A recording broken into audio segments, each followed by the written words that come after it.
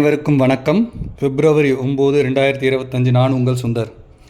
இன்றைக்கி நாம் American tariff war, அதனால் உண்மையாகவே ஏதாவது பாதகம் நடக்குமா உலகத்துக்கு அப்படின்றத பற்றி கொஞ்சம் பார்ப்போம்.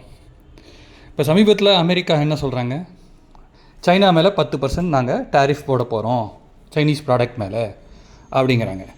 பதிலுக்கு இப்போ சைனாவும் நாங்கள் ஒரு 10% டேரிஃப் போடுவோம், அமெரிக்காலேருந்து நாங்கள் இம்போர்ட் பண்ணுற பொருட்களுக்கு 10% டேரிஃப் போடுவோம். நேற்று அமெரிக்கா ஜப்பான் மீட்டிங்கில் அமெரிக்கன்ஸ் ஜாப்பனீஸ் கிட்ட சொல்லியிருக்காங்க, ட்ரேட் டெஃபிசிட்டை குறைக்கணும், இல்லைன்னா டேரிஃப் போடுவோம், எல்லார் மேலேயும் டேரிஃப் போடுவோம். இந்த டேரிஃப் நிஜமாகவே ஒர்க் ஆகுமா? ஒரு உதாரணம் பார்ப்போம். இன்னைய தேதியில் ஒரு $1 மதிப்பு 7.39 சைனீஸ் யுவானாக இருக்குது. சப்போஸ் $1 மதிப்புள்ள பொருளை சைனா தயாரித்து அமெரிக்காவுக்கு அனுப்புகிறாங்கன்னு வச்சுக்கோங்க. நான் 10% அடிஷ்னல் டேக்ஸ் போடுறதால நான் 10% அடிஷ்னல் டேக்ஸ் போடுவேன், அதனால் உனக்கு நான் $1 கொடுக்க மாட்டேன், 10% டேக்ஸ்ன்றதால உனக்கு 90 பைசா தான் நான் கொடுப்பேன் அப்படின்னு சொல்கிறாங்கன்னு வச்சுக்கோங்க அமெரிக்கன்ஸ். சைனாக்காரனுக்கு 7.39 சைனீஸ் யுவான் வரதுக்கு பதில் 6.65 சைனீஸ் யுவானாக வரும். அது ஒரு விதத்தில் அவங்களுக்கு நஷ்டம். இந்த நஷ்டத்தை ஈடுகட்ட சைனா சிம்பிளாக ஒரே ஒரு வழி தான் பண்ணலாம், அவங்களுடைய கரன்சியை டீவேல்யூ பண்ணுறாங்கன்னு வச்சுக்கோங்க. உதாரணத்துக்கு இப்போதைக்கு $1க்கு எதிரான சைனீஸ் யுவானோட மதிப்பு 7.39 இருக்குது. அவங்க ஒரு 12% இல்லை 15% டீவேல்யூ பண்ணி ஏறக்குறைய 8.50 $1க்கு சைனீஸோட யுவான் மதிப்பு 8.50 நிர்ணயம் பண்ணிட்டாங்கன்னு வச்சுக்கோங்க. சைனீஸ் யுவானை டிவேல்யூ பண்ணிட்டாங்கன்னு வச்சுக்கோங்க. இப்போ அதே $1க்கு அவங்க அமெரிக்காவுக்கு பொருளை விற்கும்பொழுது அவனுக்கு 8.50 சைனீஸ் யுவான் வரணும். அதில் 10% டேரிஃப் போட்டால் சைனீஸ்க்கு 7.65 சைனீஸ் யுவான் வரும். 8.5 மேலே 10% டேரிஃப் 7.65 சைனீஸ் யுவான் வரும். டேரிஃப் போடுறதுக்கு முன்னாடி சைனீஸ்க்கு வர்ற மதிப்பு 7.39, டேரிஃப் போட்ட அப்புறம் அவனுக்கு கிடைக்கக்கூடிய மதிப்பு 7.65. மதிப்பு உயர்ந்திருக்கே தவிர மதிப்பு குறையல. சிம்பிளாக சைனீஸ் யுவானை டிவேல்யூ பண்ணுறது மூலம் அமெரிக்கன் டேரிஃப்ஸை சைனீஸால் ஈஸியாக ஹேண்டில் பண்ண முடியும்.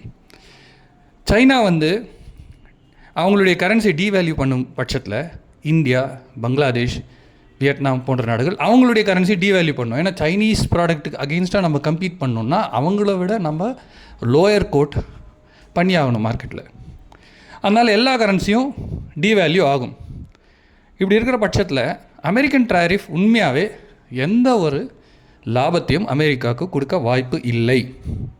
இது சும்மா ஒரு கண்துடைப்பாக இருக்குமே தவிர அமெரிக்கன்ஸுக்கும் தெரியும், நாம் டேரிஃப் போட்டால் ஒன்று பதில் டேரிஃப் போடுவாங்க, இல்லைன்னா அவங்க கரன்சியை டிவேல்யூ பண்ணி அட்ஜஸ்ட் பண்ணிப்பாங்க, அவங்களுடைய லாஸ்ன்னு அவங்களுக்கு தெரியும். அமெரிக்காவை இப்போ துன்புறுத்துகிற அவங்களுக்கு ரொம்ப தொல்லை கொடுக்குற ஒரே விஷயம் அவங்களுடைய ட்ரேட் டெஃபிசிட். அமெரிக்காவுக்கு எல்லா நாடுகளும் ஏற்றுமதி செய்கிறத தவிர அமெரிக்கன் பொருட்களை எந்த நாடும் வாங்குவது இல்லை. இதனால் என்ன ஆகுதுன்னா, அமெரிக்காவில் இருக்கிற மேனுஃபேக்சரர்ஸ் அங்கே இருக்கும், நம்ம நாடு மாதிரி அங்கேயும் சிறு குறு தொழில் வியாபாரிகள் இருப்பாங்க, சிறு குறு தொழில் செய்பவர்கள் இருப்பாங்க. அவங்களுடைய தொழில்கள் மிகப்பெரிய நஷ்டத்தை அடைஞ்சிட்டு வருது. நீங்கள் நவம்பர் 6, 2024 ஃபினான்ஷியல் டைம்ஸில் ஒரு ஆர்டிக்கல் வந்தது, டிவேல்யூ ஆஃப் அமெரிக்கன் டாலர்னு. அந்த ஆர்டிக்கலில் வேன்ஸ், இப்போதைய அமெரிக்கன் துணை ஜனாதிபதி வேன்ஸ், அமெரிக்காவோட ஃபெடரல் சேர்மன் பவல் கிட்ட கேள்வி கேட்குறாரு, நம்ம அமெரிக்கன் கரன்சி தான் உலகத்தோட ஸ்டாண்டர்ட் கரன்சியாக இருக்கணுமா? அதுக்கு பவல் என்ன சொல்கிறாரு, நம்ம அமெரிக்கன் கரன்சி உலகத்தோட ஸ்டாண்டர்ட் கரன்சியாக இருக்கிறதால தான் நம்மளால் உலகம் ஃபுல்லாக போக முடியுது, எல்லா பொருட்களையும் சீப்பாக வாங்க முடியுதுன்னு.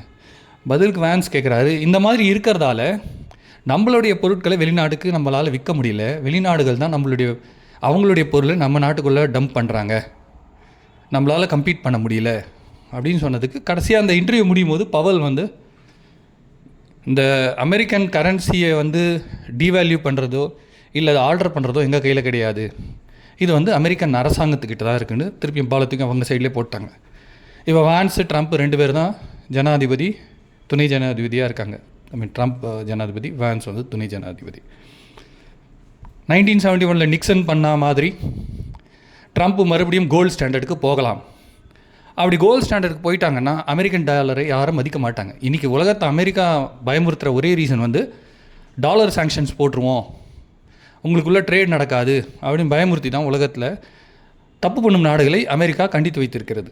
இப்போ டாலரே ஸ்டாண்டர்ட் இல்லைன்னு வச்சுக்கோங்க, எல்லா கண்ட்ரியும் அவங்க கரன்சிலையோ இல்லை தங்கத்திலையோ பரிமாற்றம் செய்யும் போது அமெரிக்காவுக்கு மரியாதை போயிடும். அதனால் கண்டிப்பாக கோல்டு ஸ்டாண்டர்டுக்கு டொனால்ட் ட்ரம்ப் போக மாட்டார். ஏன்னா அவர் ஏற்கனவே வந்து பிரிக்ஸ் நாடுகளே சொல்லியிருக்காரு, நீங்கள் டாலருக்கு ஆல்டர்னேட் போனீங்கன்னா எங்கள் கூட நீங்கள் வர்த்தகம் பண்ண முடியாதுன்னு. அவங்ககிட்ட இருக்கிற இன்னொரு ஆப்ஷன் அமெரிக்கன் டாலரை டீவேல்யூ செய்வது. இப்போ $1 90 இருக்குது. நம்ம இங்கேருந்து ஒரு டிஷர்ட்டை நம்ம $500 தயாரித்து அனுப்பும்போது அமெரிக்கன் $5 தான் கொடுக்குறான், நம்மளுக்கு $500 வருது. இதே அமெரிக்கன் அதே டிஷர்ட்டை அவன் தயாரிச்சான்னா அவன் சைட்லேயும் $500 ஒரு யூனிட் மதிப்பில் பார்த்தா அவன் சைடில் $500 அவன் தயாரிச்சான்னா அவன் இந்தியாவுக்கு அனுப்பணுன்னா நம்ம $50,000 அந்த டிஷர்ட்டை வாங்கணும். அதனால் கண்டிப்பாக நம்ம வாங்க மாட்டோம். ஸோ அமெரிக்கன் சப்போஸ் அவங்க டாலரை டீவேல்யூ பண்ணுறாங்கன்னு வச்சுக்கோங்க, உதாரணத்துக்கு கற்பனைக்கு ஒரு $45 டீவேல்யூ பண்ணுறாங்க. 90லேருந்து ஒரு அமெரிக்கன் டாலர் $45 ஆச்சுன்னா அமெரிக்கன்ஸ் வந்து இந்தியா கூட பார்கெயின் பண்ணலாம்.